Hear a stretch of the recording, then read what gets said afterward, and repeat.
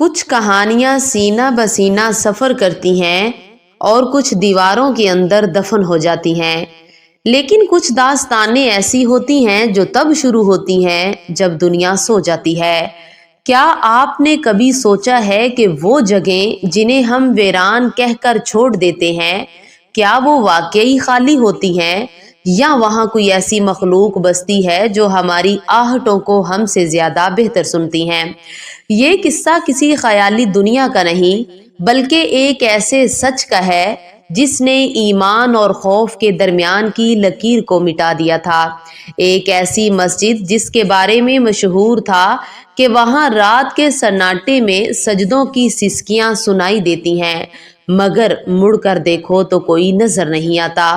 لوگ کہتے تھے کہ اس مسجد کے محراب میں ایک ایسا راز چھپا ہے جسے جاننے والا پھر کبھی خاموشی سے نہیں ڈرتا۔ آج میں آپ کو اپنی زندگی کا وہ باب سنانے جا رہا ہوں جسے سن کر شاید آپ کو یہ بھی یقین آ جائے کہ کائنات میں ہم اکیلے نہیں ہیں۔ یہ بات ان دنوں کی ہے جب میں جوانی کی دہلیز پار کر رہا تھا اور دین کی خدمت کا جذبہ میرے خون میں دوڑتا تھا۔ مجھے شہر سے کوسوں دور ایک ایسے گاؤں میں بھیجا گیا جس کا نام نقشوں پر تو تھا، مگر وہاں کے لوگوں کے دلوں پر خوف کی ایک چادر تنی ہوئی تھی۔ گاؤں کے آخری سرے پر ایک پرانے برگد کے سائے تلے وہ مسجد واقع تھی، جس کی دیواریں وقت کی گرد سے سیاہ ہو چکی تھی۔ جب میں وہاں پہنچا تو گاؤں کے بڑوں نے مجھے ایسے دیکھا جیسے میں کسی مقتل کی طرف جا رہا ہوں۔ ایک بزرگ نے میرا ہاتھ تھاما اور ان کی لرزتی ہوئی آواز آج بھی میرے کانوں میں گونجتی ہے۔ انہوں نے کہا تھا، بیٹا، یہاں دن کی روشنی میں تو پرندے بھی پر نہیں مارتے، تم اپنی راتیں کیسے کاٹو گے؟ وہاں کی خاموشی بولتی ہے اور وہ آوازیں ایسی ہیں جو انسان کا کلیجہ چیر دیتی ہیں۔ میں نے مسکرا کر جواب دیا، چچا، جہاں خدا کا ذکر ہو وہاں ڈر کیسا؟ مگر سچ تو یہ تھا کہ جب میں نے پہلی بار اس مسجد کے لکڑی کے بھاری دروازے کو دھکا دیا تو اس کی چرچراہٹ نے میرے وجود میں ایک سرد لہر دوڑا دی۔ مسجد کے اندر ایک ایسی عجیب سی بو تھی جیسے برسوں سے ہوا قید ہو۔ پہلی رات بہت بھاری تھی۔ میں نے عشاء کی نماز تنہا پڑھی۔ مسجد کے بڑے ہال میں میری اپنی آواز ٹکرا کر واپس آ رہی تھی، جیسے کوئی دوسرا بھی میرے ساتھ وہی الفاظ دہرا رہا ہو۔ میں نے جائے نماز پر بیٹھ کر تسبیح شروع کی، مگر مجھے مسلسل محسوس ہو رہا تھا کہ اندھیرے کونوں سے کئی آنکھیں میرا پیچھا کر رہی ہیں۔ میں ڈرا نہیں، مگر میرا دل بوجھل تھا۔ تھکن زیادہ تھی، اس لیے میں وہیں صحن کے ایک گوشے میں سو گیا۔ صبح جب فجر کے لیے میری آنکھ کھلی تو جو منظر میرے سامنے تھا اس نے میرے ہوش اڑا دیے۔ رات کو جہاں مٹی کی تہیں جمی ہوئی تھی وہ فرش اب شیشے کی طرح چمک رہا تھا۔ وضو کے لیے رکھے گئے مٹی کے کوزے جو کل تک خالی اور ٹوٹے ہوئے تھے اب تازہ اور ٹھنڈے پانی سے لبریز تھے۔ پورا صحن ایسے مہک رہا تھا جیسے کسی نے جنت کے پھول چھڑک دیے ہوں۔ میں نے گاؤں میں جا کر پوچھا کہ کیا کسی نے رات کو آ کر مسجد کی صفائی کی، مگر سب کے چہروں پر ہوائیاں اڑنے لگی۔ کسی نے کہا، ہم تو رات کو اس طرف رخ بھی نہیں کرتے، صفائی تو دور کی بات ہے۔ کئی دن اسی حیرت میں گزر گئے۔ ہر رات کچھ نہ کچھ بدل جاتا، کبھی پرانی کتابیں ترتیب سے رکھی ملتی تو کبھی مسجد کے چراغوں میں تیل خود بخود بھر جاتا۔ آخر کار ایک رات میں نے سونے کا ڈھونگ رچایا اور آدھی رات کو اپنی آنکھیں ذرا سی کھول لی۔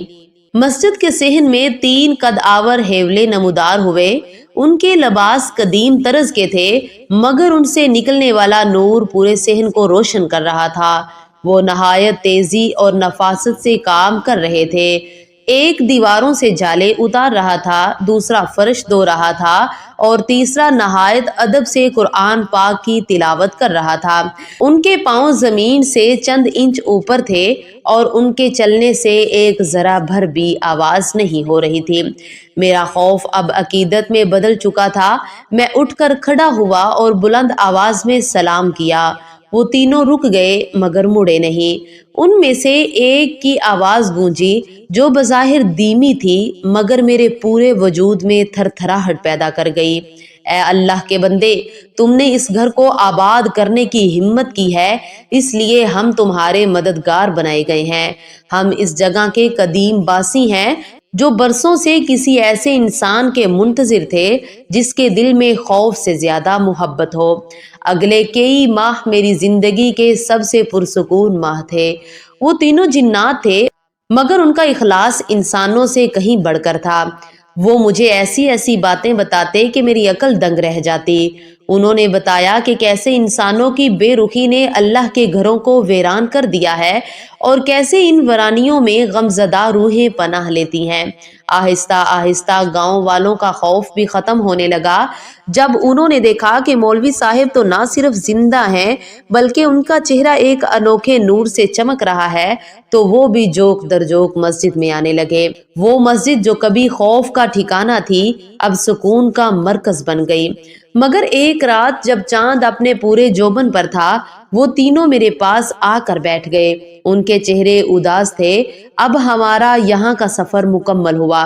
ان میں سے ایک نے کہا، جس مقصد کے لیے ہم نے خود کو ظاہر کیا تھا وہ پورا ہو گیا۔ اب یہ مسجد انسانوں سے آباد ہے اور جہاں انسان آ جائیں وہاں ہمارا پردہ ضروری ہو جاتا ہے۔ میں نے بہت چاہا کہ انہیں روک لوں، رو کر ان سے التجا کی، مگر وہ مسکرا دیے اور مجھے ایک چھوٹا سا سبز پتھر تحفے میں دیا جس سے آج بھی وہی عود کی خوشبو آتی ہے۔ آج اس واقعے کو برسوں بیت چکے ہیں، میں اب بوڑھا ہو چکا ہوں۔ وہ مسجد اب ایک عظیم الشان عمارت بن چکی ہے، مگر میں آج بھی جب وہاں کے صحن میں بیٹھتا ہوں تو مجھے وہی تین سائے محسوس ہوتے ہیں۔ وہ چلے گئے مگر وہ ایک سبق دے گئے کہ نیکی کے راستے پر چلنے والا کبھی تنہا نہیں ہوتا۔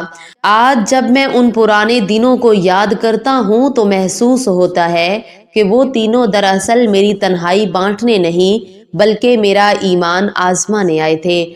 وہ تو چلے گئے مگر یہ سوال پیچھے چھوڑ گئے کہ کیا واقعی ویرانی جگہوں میں ہوتی ہے یا ہمارے دلوں میں؟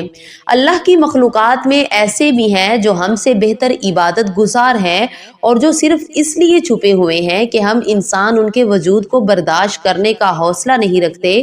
اگر آپ کو کبھی کسی ویران جگہ پر سکون محسوس ہو یا اچانک کوئی خوشبو آپ کے گرد پھیل جائے تو سمجھ جائیے گا کہ اللہ کی کوئی غیبی مخلوق آپ کے ساتھ کھڑی ہے، کیونکہ یہ کائنات صرف ہماری نہیں، یہ اس رب کی ہے جس کے قبضے میں ظاہر بھی ہے اور پوشیدہ بھی۔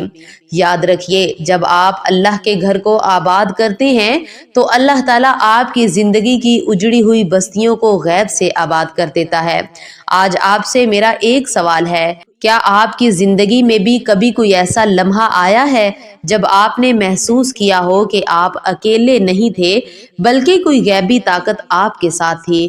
کومنٹ میں اپنی رائے اور اپنے تجربات ضرور بتائیے گا، شاید آپ کی کہانی کسی اور کا حوصلہ بن جائے۔ تب تک کے لیے اللہ حافظ۔